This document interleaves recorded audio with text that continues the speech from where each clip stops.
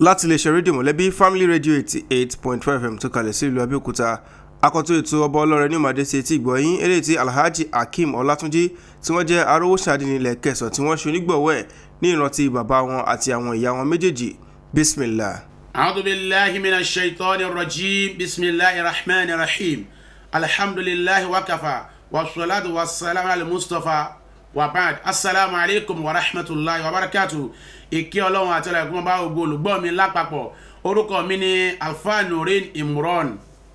Àwòkọ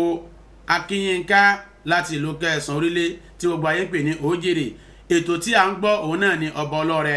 tí bàbá wa Alhaji Abdulhakeem Olatunji Àkànjí Arowo Adinni Kẹsàn orílẹ̀ wọ́n jẹ́ aṣíwájú Adinni Ọlọ́rundá Sàràkí Adinni Ìléwó tí wọ́n ṣe agbárùkù ètò náà ọlọ́mọdé wọn fọlápìtàn ogun tani wọn torí ẹgbà bára yẹn ọlọ́mọdé ó já wọn tí wọ́n ṣe níran tí àwọn òbí wọn méjèèjì tí wọ́n ti lọ Alhaji Abdulwahab Ìṣọ̀lá Ọlátúnjí àti ìyá wa Àyìnkẹ́ Tókí Ọlátúnjí àti ìyá wa Rebecca Ọlátúnjí tí wọ́n ń fi ètò yìí ṣèrántí wọn Ọlọ́run kó bá wa kẹ́ gbogbo wọn bá wa kẹ́ wọn bá dá wọn pọ̀ kẹ́ mọ́ Ànábì wa Muhammad tó fi dórí àfáà mi tí wọ́n ń bètò yìí lọ títí tán fi dé bá wọn nínú àwẹ̀ yìí àfáà mi Sheikh Ismail Abdulhamid Odushina tí wọ́n jẹ́ ọ̀tún ìmáàmù ní gbogbo ìlú Kẹsàn òdílé tí wọ́n jẹ́ ìmáàmù rátìbì ní mọ́sálásí àdúrà nígbà nílò Ọlọ́rundá tí wọ́n dẹ̀ tún jẹ́ olórí ọmọge fún gbogbo Òkè Ògùn lápapọ̀ Ọlọ́run kó bá mi kí àfáà mi Ọlọ́run bá mi ṣekú ní ìsinmi fún wọn ọlá àti tóbi lọ́dọ̀ Ọlọ́run la hawla wala quwwata illa billahi àsìkúlò Allahu kan ẹ bá mi ṣe fún wọn. Èyí tí mo mú wá ní àkókò yìí òun náà ni nínú àwọn iṣẹ́ téèyàn lè fi rí àlìjánà wọ̀ nínú àwọn iṣẹ́ téèyàn lè ṣe téèyàn fi rí àlìjánà wọ̀ òun náà ni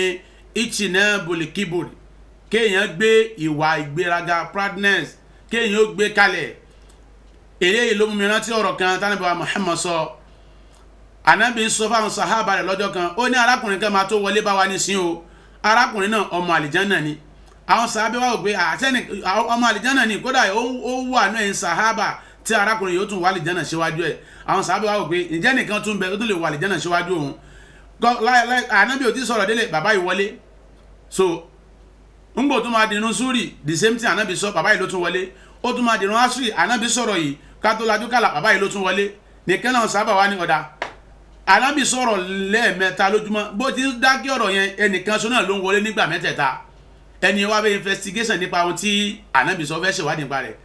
ngbò wá di pé bàbá yìí ń lọlé lọ́wọ́ alẹ́ ìkan náà sàhábà ó wá ń yọ kẹ́lẹ́kẹ́lẹ́ tẹ̀lé bàbá yìí lẹ́yìn nígbà tí ó yọ kẹ́lẹ́kẹ́lẹ́ tẹ̀lé lẹ́yìn ó délé bàbá yìí ó ní bàbá ẹ dákun òun fẹ́ sùn lọ́dọ̀ yín fún odidi ọjọ́ mẹ́ta ni so òun fẹ́ kọ́ àwọn kankan lára yín torí kan báyìí ni Ànábì sọ nípa yín arákùnrin tó jẹ́ kanáà sàhábà yìí so òun yan náfìlà látàlẹ́ mọ́jú gẹ́gẹ́ bó ti máa ń yàn tẹ́lẹ̀ ó wáyé pé bàbá yìí bá ti sùn lálẹ́ ó dìgbà tílẹ̀ bá mọ́kó tó jí